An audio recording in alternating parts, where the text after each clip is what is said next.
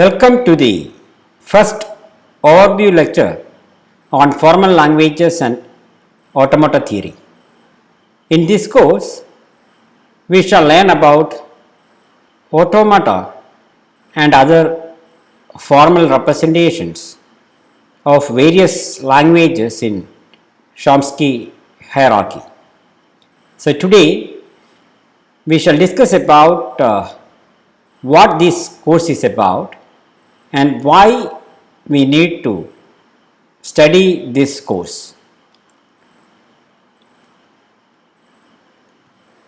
So basically this course talks about automata or state machines, and there are different kinds of automata or state machines that we are going to learn. The first type of automata that we are going to learn is about finite state automata. Structurally, it looks like this. The components are: there is a control unit with a finitely many states in it.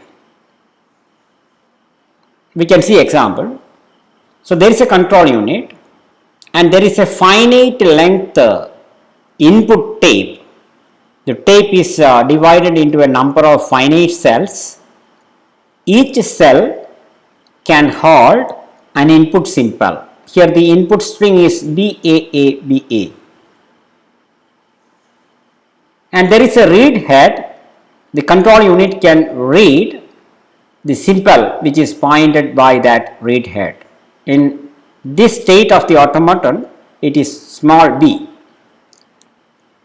And you can view an automata as a state transition system. For example, we can say that in the control unit there are two states, Q0 and Q1, and the transition represents, suppose you are in Q0 and you process the input symbol B, then it says that you take this transition. In this case, you are not changing your state, just take that transition coming back to the same state, and from that state, if you read or process an input symbol A which demands you to travel along this transition and come to the state Q1. So that is basically what an automata will do. An automaton will do when you process an input using the automaton. Anyway, no need to remember all these things. We will be discussing in detail about finite state automata. And the next powerful class of automata is push down automata. When compared to the structure of the finite state automaton, the only addition here is an intermediate storage, which is a stack. A stack is available as an intermediate storage. So this is the input tape where you can only read, you cannot write. So the automaton cannot write onto this tape, but here it is a read write memory, and for push down automata the memory is a stack, intermediate storage is a stack. And we can now see Turing machines, which is the most powerful class of automata. Towards the end of this course, you can see that this simple machine is theoretically as powerful as a digital computer. Even if you look at a high power computing machine, whatever that machine can do, this simple machine can also do that. Maybe the powerful computer takes a fraction of a second to solve a problem, while the Turing machine is taking, say, years to solve it. That is the difference. Otherwise, computational power is same. So this is a very powerful class of machines. And at this point of time, you may not be in a position to believe that it is so powerful. We can see towards the end of this course whether it is really powerful or not. So, what is the structure? Unlike in these two cases, here you have a read write tape. See both side arrow. You can read or you can write. And other difference is it is an infinite tape. You can say semi infinite. There is a bound in the left side. Towards the right it is infinite. So, you have an infinite length tape. Okay. No need to go to the details of all these classes of automata.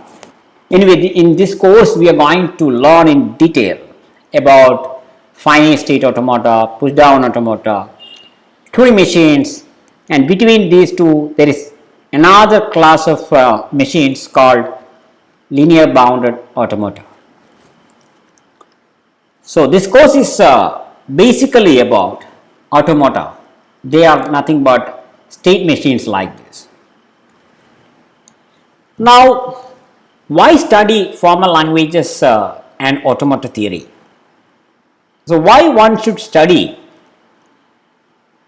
this course as a part of degree in computer science? I will try to motivate you why. It is a cornerstone of many subjects in computer science.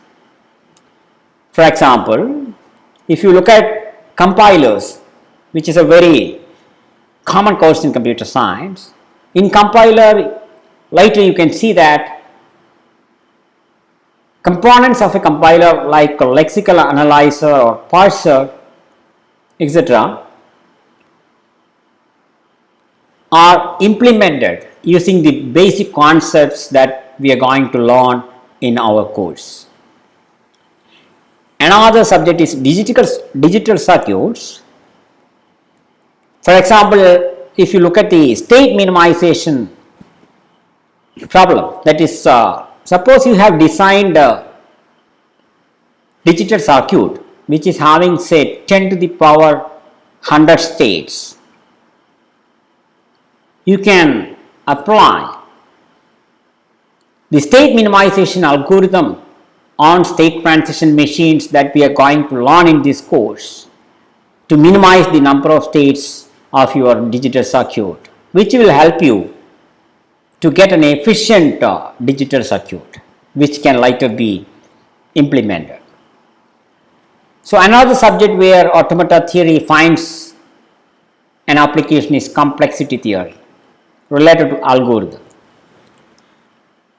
In this course, towards the end, we will be learning about a technique called reduction, which is widely used in complexity theory to prove that certain problems are hard. Another example application is regular expression search, which is very common. We all are using search engines like Google, Yahoo. So, what we do is, if we want to search for something, we will be typing that input in the search window. Then the search engine will find the results that you are looking at. Maybe you are looking for a place or a book or any product or about something.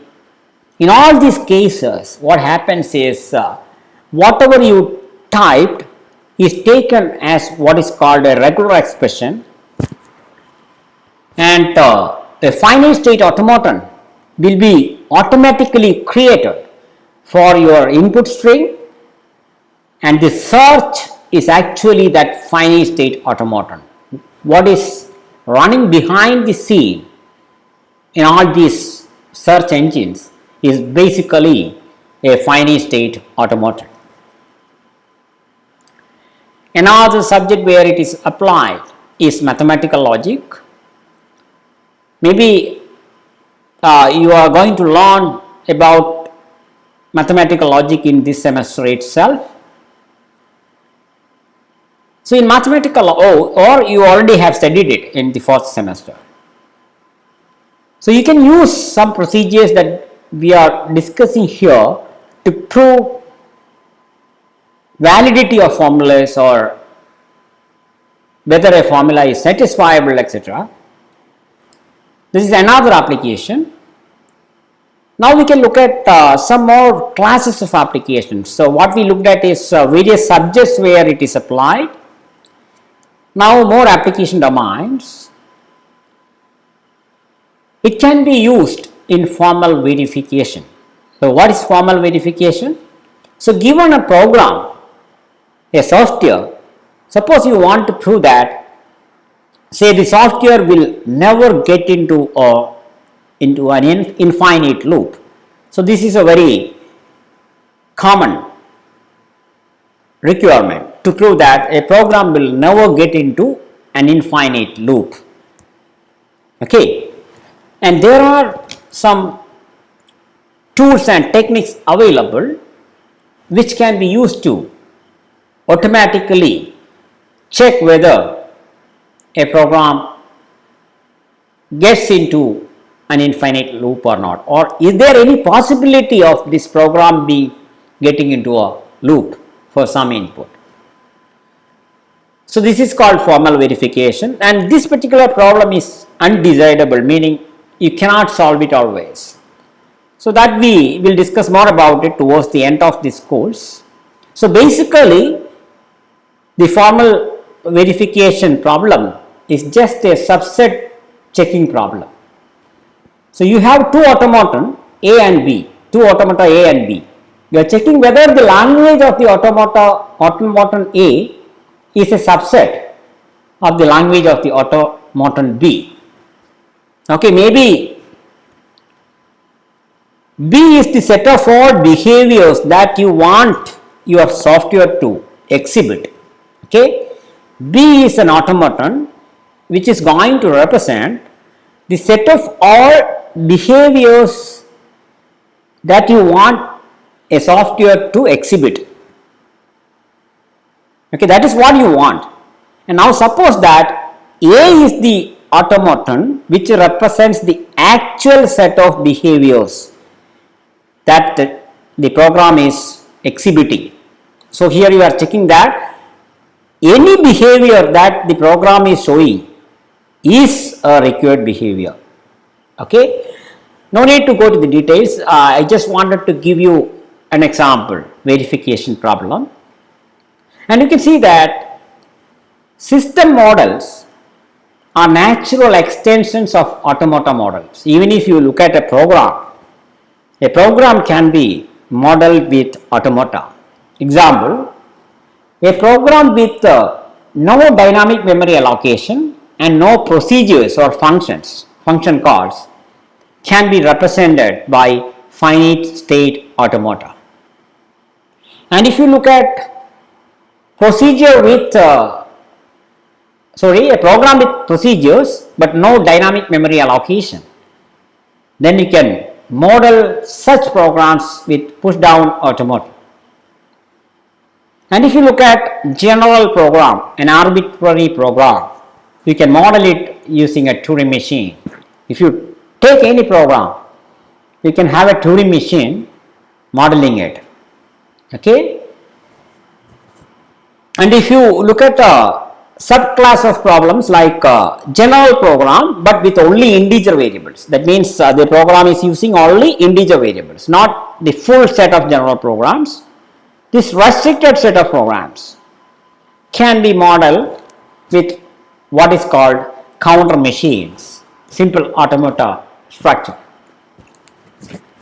Now suppose you can model a program as an automata which is a state transition system, then the model representing the program can be automatically analyzed like a graph algorithm to see whether the program is satisfying a property or not, and that is basically verification. Another application is model checking. So what is model checking? So given a system, maybe you are given with a traffic signal system, the design of it. You want to check that if a driver is getting a red signal, then eventually she or he will get a green signal. This is a desirable property to be satisfied by any traffic signaling system. That is, if a driver gets red signal, he is not allowed to go. Then in the future, she or he must be allowed to move. So this is a very natural property, and this is a typical example which you can do by model checking. You can check whether the traffic signal satisfies this property or not using what is called model checking. Okay, these are all common applications of the topics that we are going to learn in the course Formal Languages and Automotive Theory. Now we can see what we are going to study in this course. First, we will learn about regular languages, which are languages represented by finite state automata. You can look at an example. This is the finite state automata structure, and now I am saying that there are two states P and Q, and we can see now how this automaton is going to process this input. Okay, here you can see that a transition is there which is not originating at any other state, which is what is representing the initial state of the automaton. P is the initial state. So originally the automaton is in the state P. Now you are here and you are going to read the first input symbol. What is it? It is a small b, and what the automaton is saying is you travel along the edge for v and come to the state q. So this is what you did. Okay, now not that the read head is moving to the next symbol automatically. So where are you? You are in the state q. What is the next input symbol? Small a. So what you are asked to do? Move back to p. That is what you do. Now you are at P. What is the next input symbol? Small a again. So what you are asked to do? Now you are asked to stay back by taking the self loop. Okay, done. And now you are at P and next input symbol is small b. So what you can do? You move along this edge, land up in state Q. Okay. And now the last symbol is a small a. So what you do is you move back to P. Okay. Now you can see that you finished reading your input and you finished it in a non-final state. Here the double circle represents final states and single circle represents non-final state. Here this input symbol Baba input string is processed and the processing ended in a non-final state, then you say that input is rejected. So what an automaton is doing is starting with the first symbol, it just consumes that input and move along the concerned transition. Just continue doing it until you finish.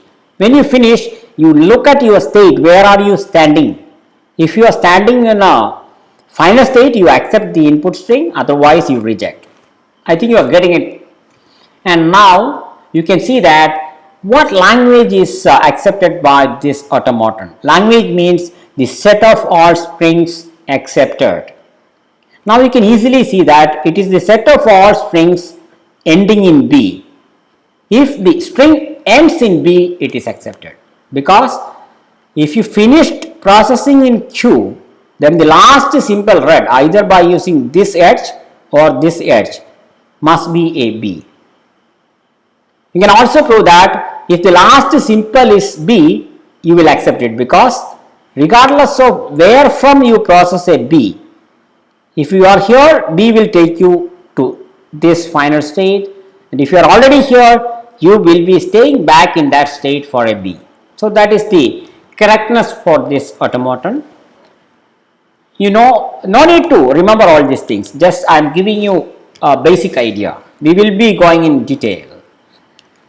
So another topic that we will discuss is about regular grammar, yet another formal representation of regular languages. For example, this is a regular grammar. Don't worry about it. These are a set of read-write rules. So you can start with this capital S and you can apply any of the rules 1, 2 or 3. If I apply rule number 1, I can replace the LHS, which is capital S, by the RHS. So small as you are getting. And from here I can use one of the rules for capital S. And now suppose I apply rule number 3. What is it? Capital S can be replaced with a small b. So this capital S is replaced with small b. So now I am deriving a string of small letters AB. And here again you can prove later that the language is exactly the same language as that of the previous automaton. Another topic that we will learn in regular languages is regular expression.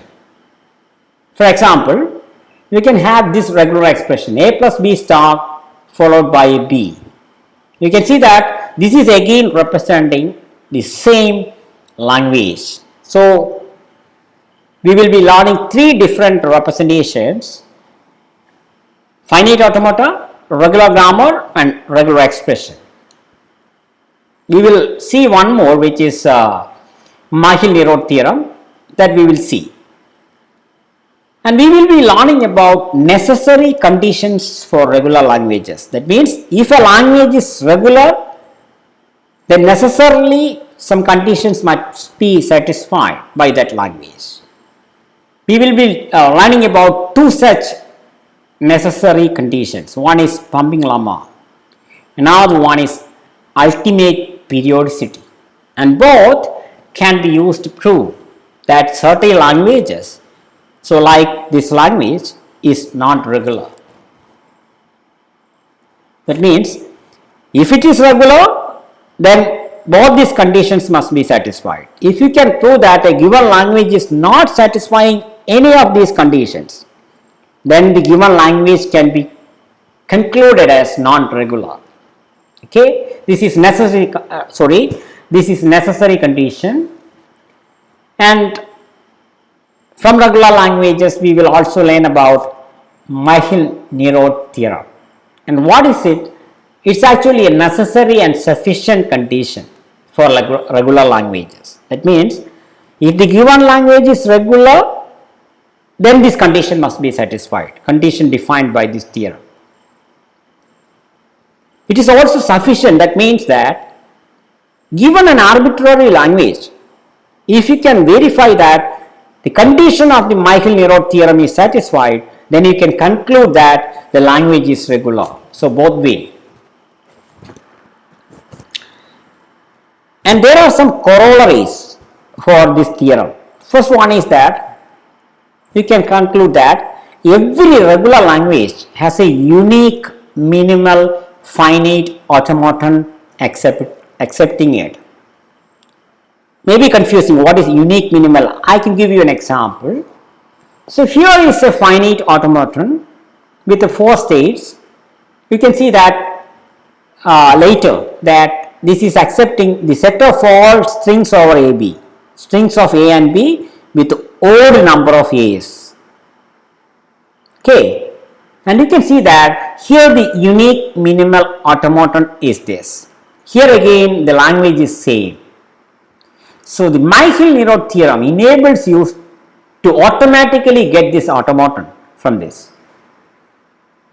And as a very generic corollary, you can have this statement: every language may not be regular, every language has a unique minimal automaton accepting it.